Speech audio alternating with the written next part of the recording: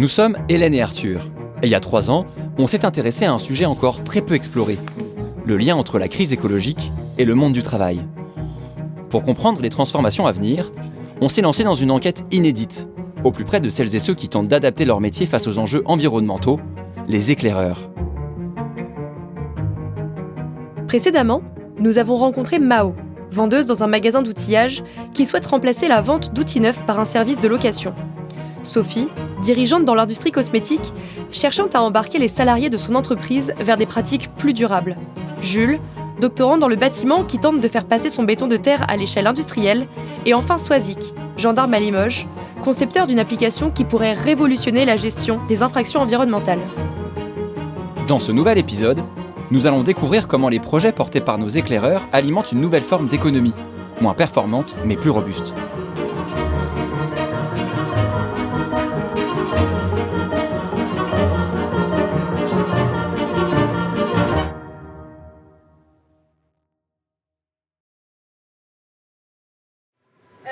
Premier point donc, sur le chiffre d'affaires. Est-ce que vous savez aujourd'hui combienième progression France nous sommes sur le mois de juin?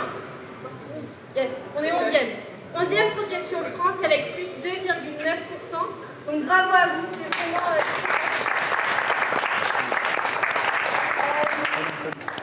sur l'année... Pour moi, quand on fait le brief du samedi matin et qu'on nous annonce une progression de chiffre d'affaires, vu qu'aujourd'hui, c'est directement...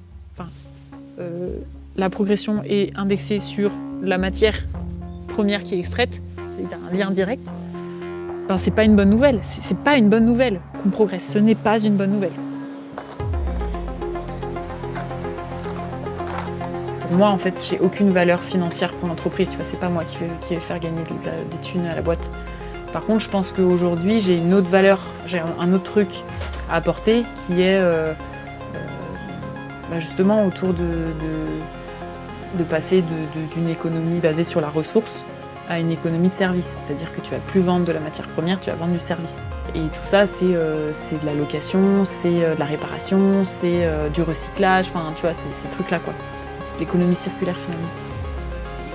Mais là-haut, ils commencent à comprendre, tu vois, que en fait, le cœur du sujet, c'est changer de modèle économique.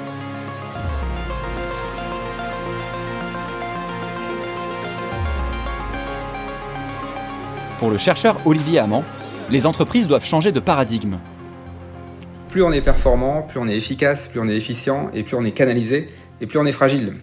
Et donc il y a vraiment c'est pour ça que c'est vraiment culturel, ce truc-là. Il va falloir que les entreprises apprennent à devenir robustes en allant contre la performance.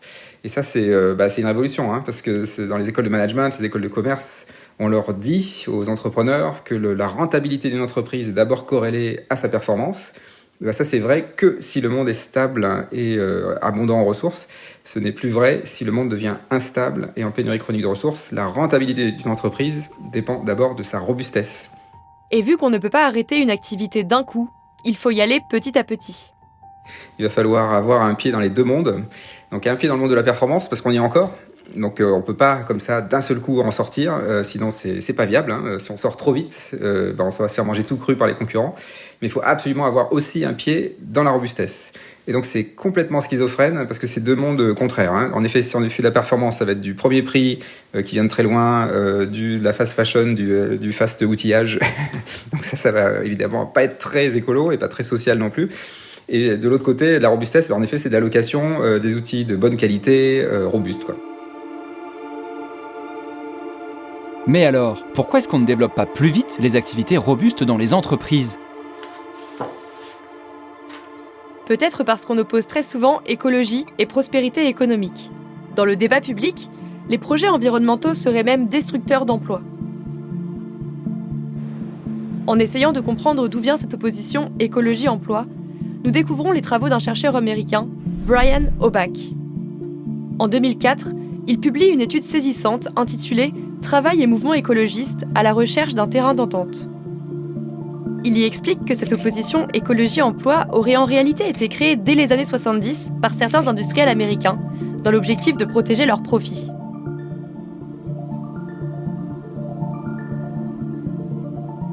Dans certains cas, les dirigeants cherchent à mobiliser les travailleurs contre les mesures environnementales en les menaçant de licenciement ou de fermeture complète en cas de perte de bénéfices. Ces discours, emploi contre écologie, ont façonné une croyance. La protection de l'environnement serait contraire au développement économique, à la préservation de l'emploi et aux intérêts des travailleurs en général. Le discours est simple. Oui, on pollue, mais on n'a pas le choix. Ou bien, on supprime des emplois.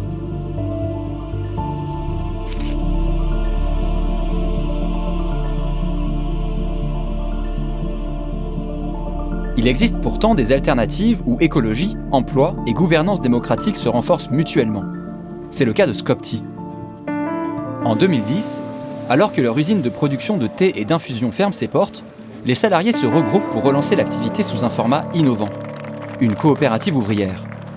Une forme juridique dans laquelle les salariés sont également copropriétaires de leur entreprise et où les décisions sont prises collectivement, dans l'intérêt de tous.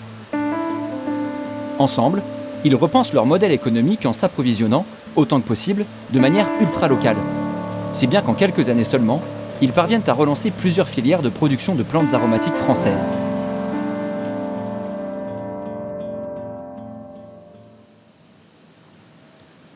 On a voulu en savoir plus en allant les rencontrer au nord de Marseille. Bonjour. Le fait qu'on relocalise au niveau local nos plantes aromatiques, ça a quand même un sens. À quoi ça sert de faire à une infusion de tilleul ou de menthe, Amérique latine, Allemagne, Pologne, et ça vient en France pour être vendu aux consommateurs français. À quoi ça sert alors qu'on a toutes les plantes ici? Autrefois, entre 70 et 80, la totalité des plantes aromatiques sont issues du terroir local.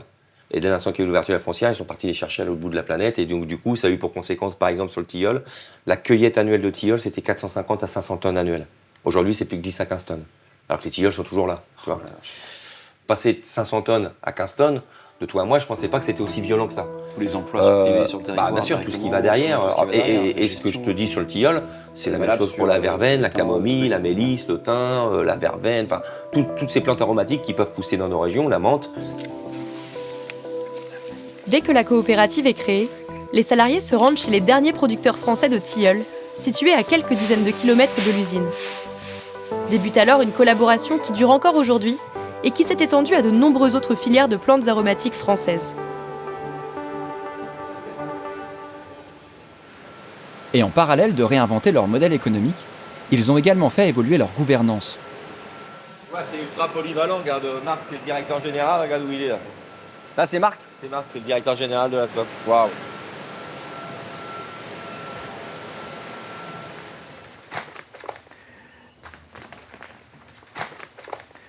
Nous, aujourd'hui, on rentre au travail, on a deux casquettes.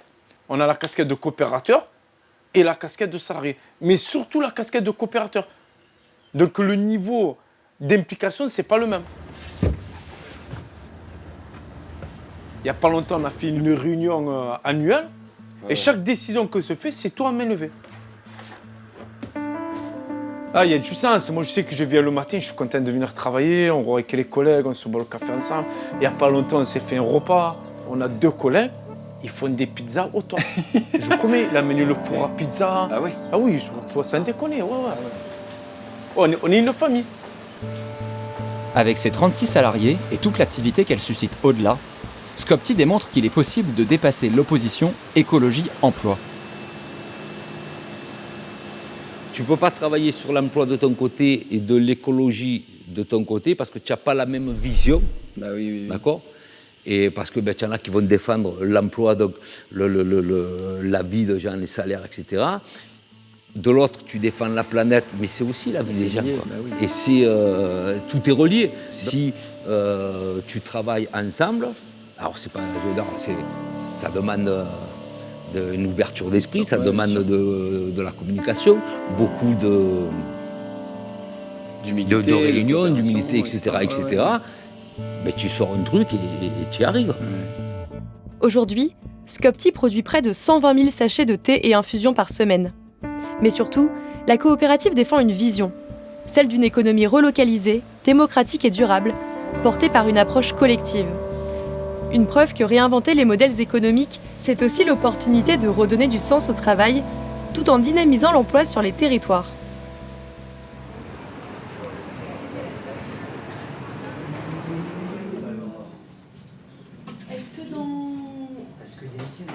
Embarquer tous les collaborateurs vers un nouveau projet d'entreprise, c'est l'objectif que s'est fixé Sophie. Aujourd'hui, elle a rendez-vous avec les représentants du personnel. Donc là, ce qui est intéressant, on va voir, c'est que j'essaye de leur... Aujourd'hui, je vais essayer de leur dire j'ai besoin de vous. Parce que tu peux pas changer une entreprise comme ça si tes partenaires sociaux n'ont pas capté le message et n'ont pas capté qu'ils avaient un rôle hyper important aussi. Pas forcément pour être d'accord avec nous, mais pour construire.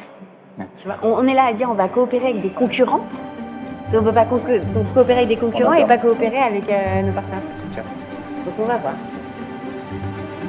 Sans le savoir, Sophie s'apprête à participer à une réunion fondamentale pour la suite de l'entreprise.